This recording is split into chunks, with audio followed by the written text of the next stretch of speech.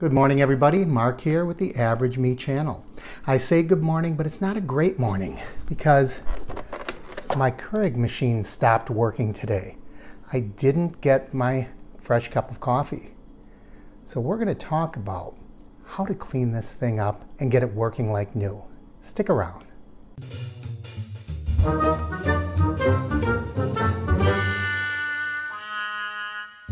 Hi everybody, Mark here with the Average Me channel. Your Keurig coffee maker stops working. What can you do? Well, I'm going to give you a few solutions that you can try in order to see if you can get it working. Probably the easiest thing to do is clean out the basket, and I'll show you how to do that in a minute. Another thing I sometimes do is I will try to run just water through without a K-cup in place. That sometimes cleans out the system. Sometimes if there's a scaly buildup, you can buy this. This is a cleaner, Keurig descaling solution. This is if you end up getting a lot of mineral deposits, that type of thing in your machine. You probably won't have to use this very often. Now I have to admit, there have been times when I have run a solution of vinegar and water through the machine that works as a descaling agent as well. However, I don't know if that would void your warranty. Keurig does not recommend it. So I would recommend this if you think that there are mineral deposits and scale in the machine. Now, I must tell you, I've had my machine a long time, and there's not a lot of scale in it, so I wouldn't go crazy with this. More likely than not, you have a buildup of coffee grounds somewhere in the machine. So I'm going to show you how to take this little rascal apart, clean it out, and put it together once again. Now, I'm going to go to an area where I can lay a plastic tablecloth out because I'm sure there's water still in here. And we're going to take it apart. I'm going to show you exactly what to do to get this working as good as new.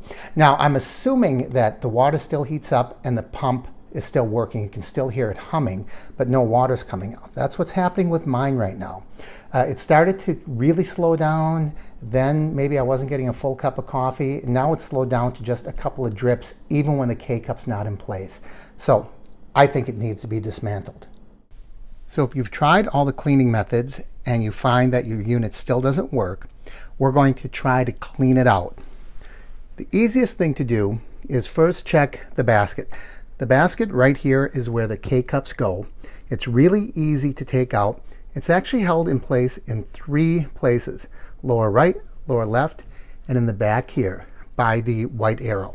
You could try to squeeze in those places and take it out, but the easier way is just push from the bottom. There's nothing sharp down there.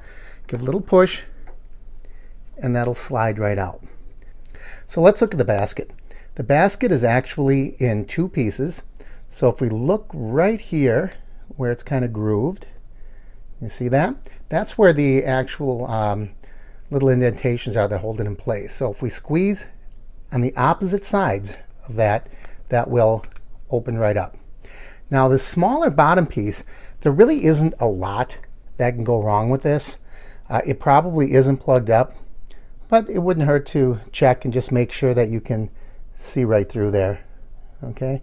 And make sure that's nice and clean. What might be clogged up is that little pin right there. That's what punctures the bottom of the K-cup. Now, I've seen some places that recommend maybe putting a little paper clip through there. If you're very, very careful, you might be able to do that, and it might be the easiest way to clean it out.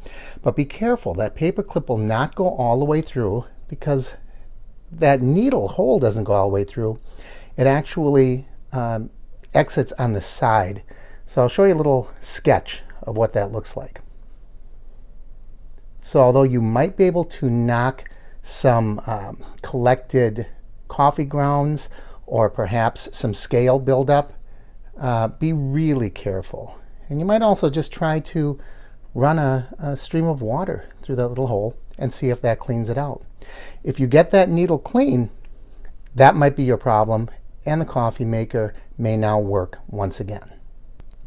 By the way, when you reassemble this, make sure that these notches right here, those notches, line up with the indentations on the basket, and that'll snap right in place and it's together once again.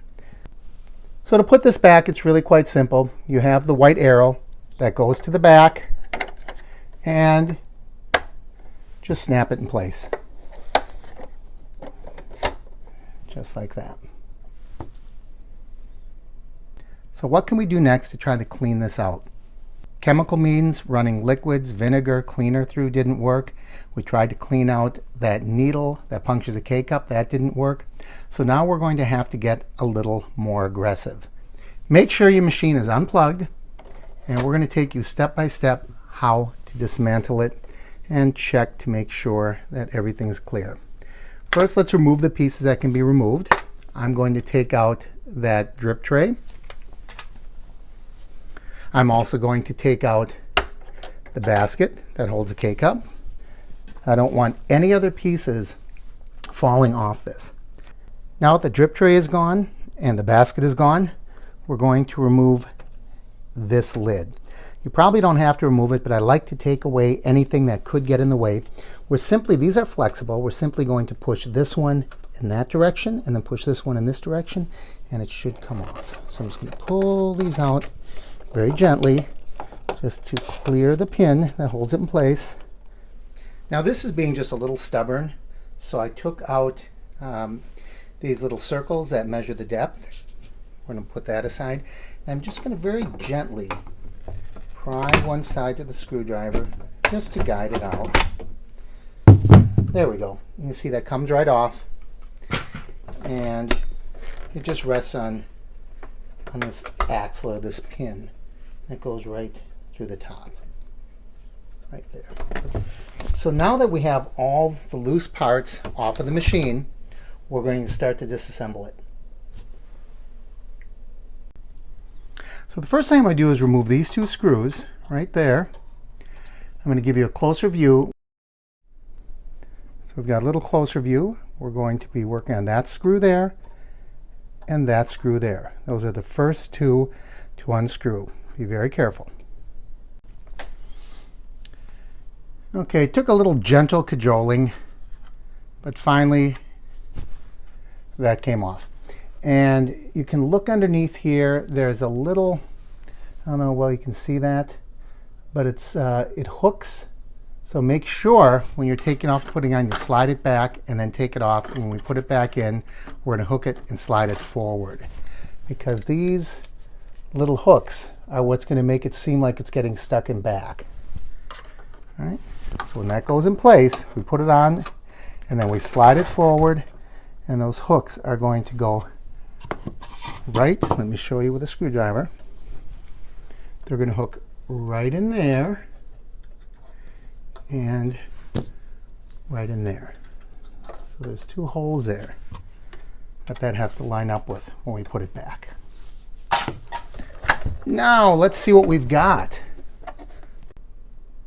So this is now what we're left with. We have this hose. It is put on with a plastic zip tie. If I can't pull this off, I'm going to cut that zip tie and just put a fresh one on. This could be the problem. This could have some debris in this line. It's pretty clear. I doubt if that's what the problem is. I think I'm going to start by seeing if I can clear out that needle valve. Be really careful with that, because that's very sharp. Okay. If cleaning the needle doesn't clear that out, I might take that hose off, although the hose really looks clean. It doesn't look like there's a lot of buildup or calcium or anything inside that hose. So let's start by first looking at that needle. This screw here and the screw back there, those are the two screws that I'm going to take off, and that'll release that whole bottom section, and I'll be able to look more clearly at what I'm dealing with.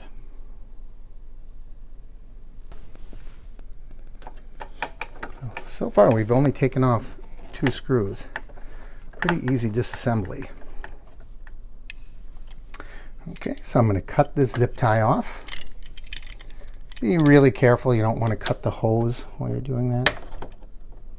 There we go. Little zip tie is off. And now I should be able to work that hose off very gently. Hose comes off. There's a little bit of debris in there. I might try to clean that out. And then I should be able to just take that whole basket unit out. Now I'm going to, yep, that seems to be the problem. There is a lot of gunk inside there, a lot of coffee. So I'm going to try to clear that out. You see all that? I'm going to try to clear that out. Some of it also backed up into this line, so I'm going to try to clear some of that out. Okay, now you can see that better. All that coffee that's in there. I'm going to take a pin. I might have to do a lot of this off camera. But I'm taking a, let me show you, just a bent paper clip. And I'm very carefully going to clean a lot of that coffee out of there.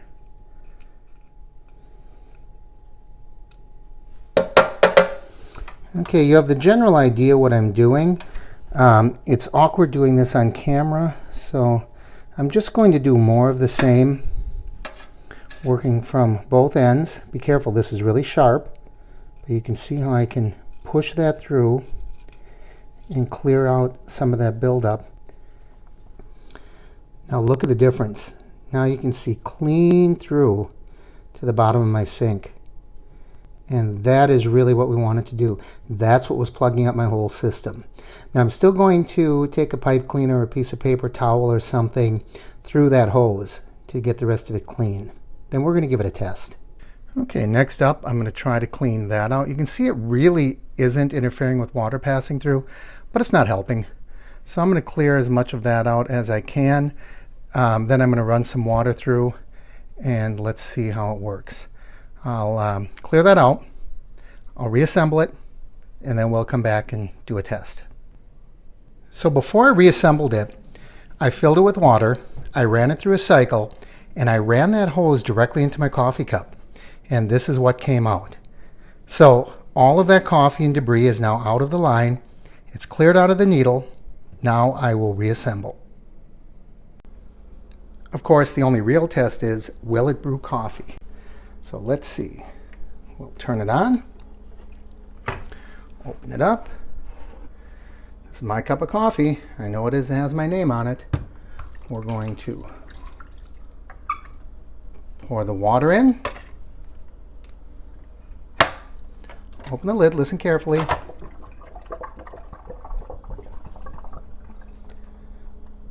So we heard all the water go in. I'm going to take my K-cup, close the lid, make sure it closes tight, and push the start button. Now we're going to find out, did my cleaning of the machine work or didn't it? Am I going to get a few drops, or am I going to get a steady flow of fresh brewed coffee?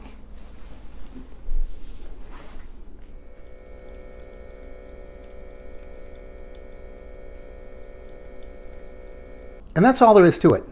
If you have a little bit of patience, about 20 minutes, you can get that coffee maker working like new and start your day off the way you should, with a fresh, hot cup of Joe, or Mark, as the case may be.